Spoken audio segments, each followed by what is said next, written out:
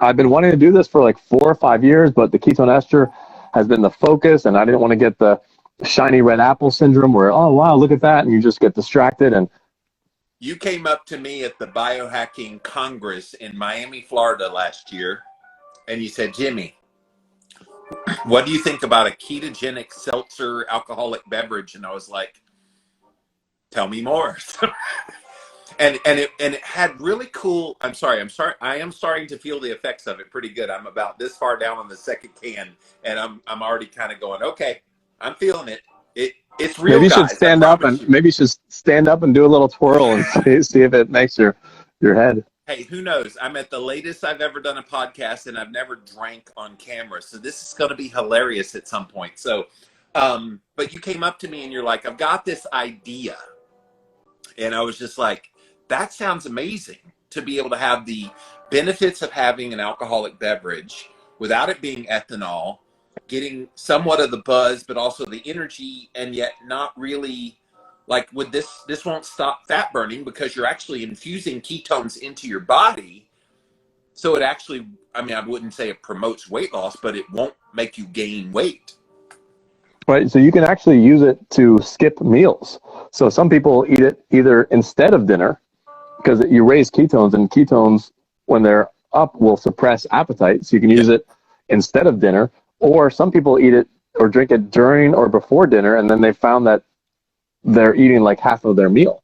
Yeah. So it can be used as part of an intermittent fasting plan as well. I will tell you, I was hungry before I started drinking, so I was a little worried that empty stomach, and I started drinking, and it would be a little rough. So, but I'm doing okay.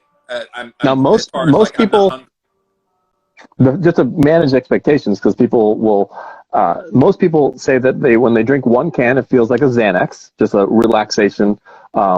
And then 2 cans to get a buzz for men. Women, usually 1 can is enough, but usually 2 cans for men. But I had a guy I talked to today, 250 pounds, half of a can. He stopped at half of a can. He's like, wow. I felt a buzz and I was good. And he's trying to get off of his ethanol kick. And he's like, I had no craving, to grab a beer or wine. And we even had a nurse who was normally drinking, she said, 2 glasses of wine a night. She's a biohacker. She does ice baths. She was doing 2 glasses of wine every night or every day after work. Turns out that 2 glasses of wine were very large glasses of wine. So it was really 1 bottle every single day. Wow. And she switched over to 2 cans of R13, and she's now been 3 weeks with no ethanol. And she wakes up and her face isn't inflamed like from ethanol, and she's just, she's loving it. I had a friend of mine, they saw that I was going to be interviewing you and drinking this on camera. By the way, I'm warming up the BioSense to test my ketones here in a minute. And he's like, dude, because he made me some homemade moonshine or something one time, and it about blew my head off. He's like, yeah, you sure you want to drink that ketone alcohol drink? Like, yeah, I want to see what it's like. Moonshine. Yeah. So I'd be interested in seeing if that meter works. It probably won't work because that doesn't test for beta hydroxybutyrate. The breath meters test for either acetone or acetone. So technically in the Krebs cycle, BHB does turn into acetoacetate and acetone eventually. So your numbers might register something.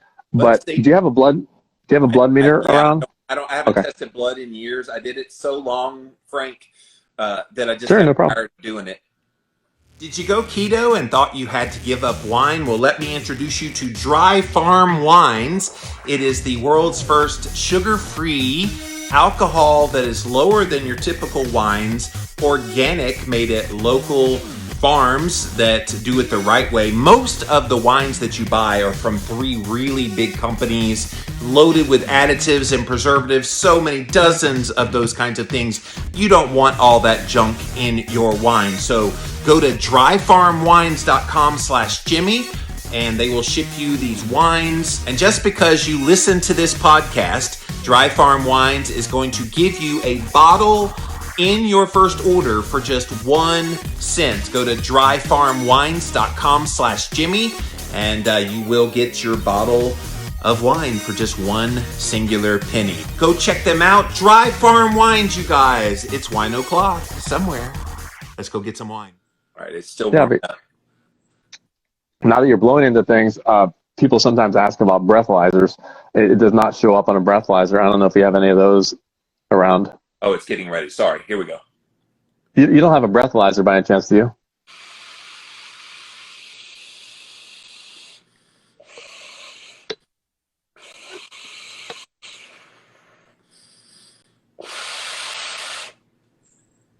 Oh, it's analyzing. Okay.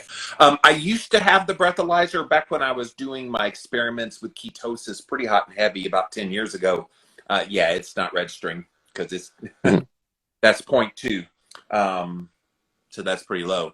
So that's a good baseline. We'll keep on checking it because I wouldn't be surprised that it starts going around the system and shows up a little bit. Cycle. Yeah. But most people will get 1.5 to 2 millimolars per can. Wow. So yeah, it's got a lot of stuff in there. Now people might ask, well, what about using it for sports performance because it raises ketones? But we found that it doesn't work for sport because it makes people too relaxed. It's more of a anti-anxiety. And initially when we gave it to people, they incorrectly took it to the gym and they said, Frank, I don't think you have a winner here because I was jogging or lifting weights and there was this couch and all I could do is think about sitting on the couch and not working out. So but yeah, it doesn't tend to work for that. But post-workout, if you normally would drink a beer to celebrate, oh my God, beer destroys you post-workout when you need recovery. This would actually be great for recovery, post-workout. Give it to some World Series of Poker players so they can just stay chill and not show that they're sweating about a bad hand. I would still, for those people, I think that the KE4, KE1 might be better because they're still, I'm not sure if they want any intoxicating effect, on the poker player. They want to, the KE4 is more for laser focused meetings, and stuff like that. But if they normally drink beer or alcohol while doing poker, then sure. Yeah. Then it's a no brainer, swapping this in instead. Yeah. So you mentioned earlier the price, and it is somewhat of a shocker if some people don't understand the technology involved. Again, you guys, R13 Hard Ketones. I got the guy that has the patent pending for the Hard Ketones, hardketones.com/buy. Use the coupon code Jimmy10, get 10% off. Tell us what the price is, why it costs that much, and anybody that's known you with the Esters knows the evolution of the costs of this over time. Like you said, $25,000 is what Dave Asprey spent on a bottle, and now it's much cheaper because you've made it that way. Tell us why the R13 costs what it does. So after your coupon code, when you buy in bulk, it gets down to $5.50 each.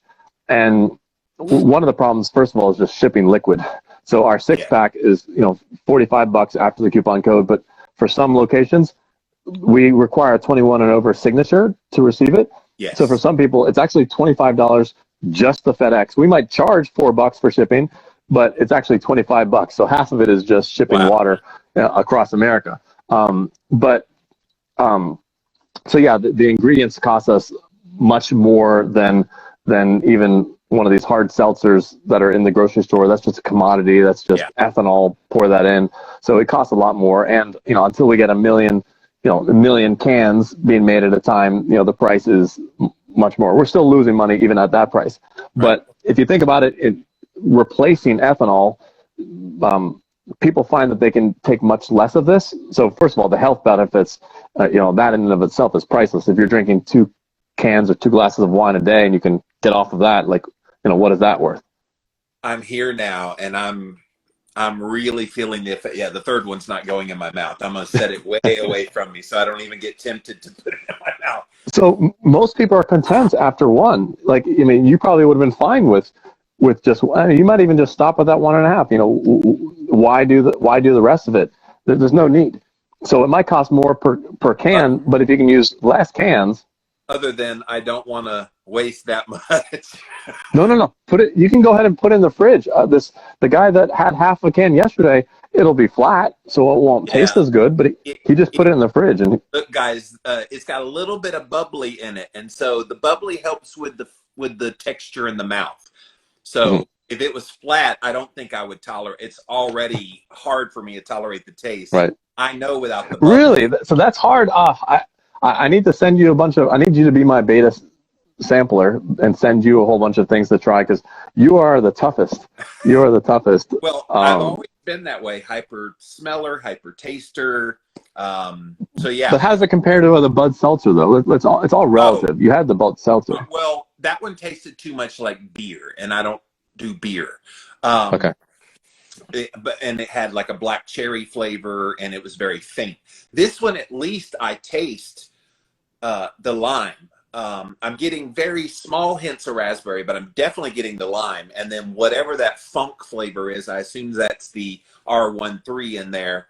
That's the funk that you're trying to cover up. Yeah, that's it. That's it. Yeah. So if you added, I don't know, a little stronger flavor of maybe the raspberry, it would make, I don't know. Yeah, we tried. We tried. We were at capacity. We tried doubling the flavor, and it didn't come through. There's a certain maximum as a percentage. Yeah. It just stops. So that stopped.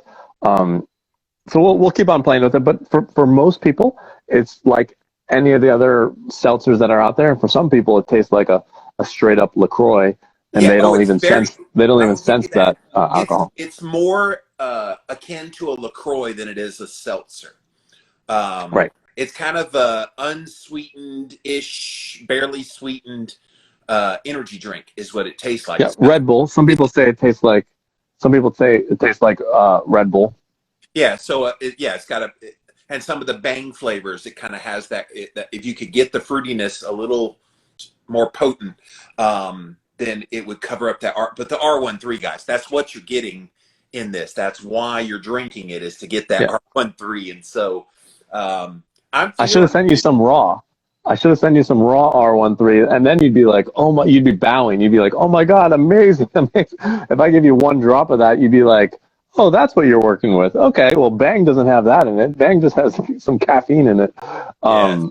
So, and also we're not doing sugar. So if we would have put in sugar or sucralose into this drink, it would have been a no-brainer. Covered it up. But we wanted to stick with stevia and monk, and we might even drop the stevia and go all the way over to monk if we can, because people tend to prefer that. Look, monk fruit is a very potent sweetener. I know the Keto Chow people, they put it in the natural strawberry flavor, and when you have monk fruit in something, it actually enhances the sweetness of other things. Yeah. When you add monk fruit to your drink, and then maybe you drink it with or eat it with your dinner, you're going to find that flavor of the things you're eating while you're drinking this. Oh, yeah. Wow. It's different. So like green beans will suddenly be sweet, or anything with just a tinge of sweetness in it. It will heighten the sweetness in other foods. It's pretty cool, actually.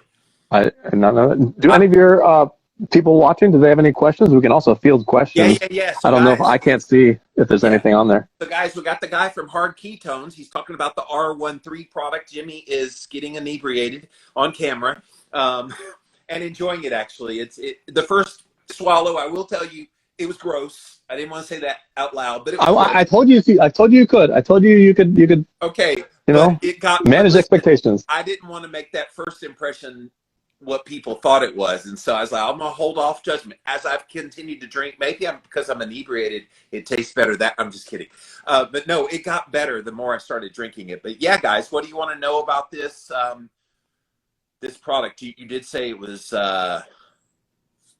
You talked about the cost, right? We already did that, right? Yeah. So if you can buy it in the 25 or 50 pack, then it goes down to $5.50 a can.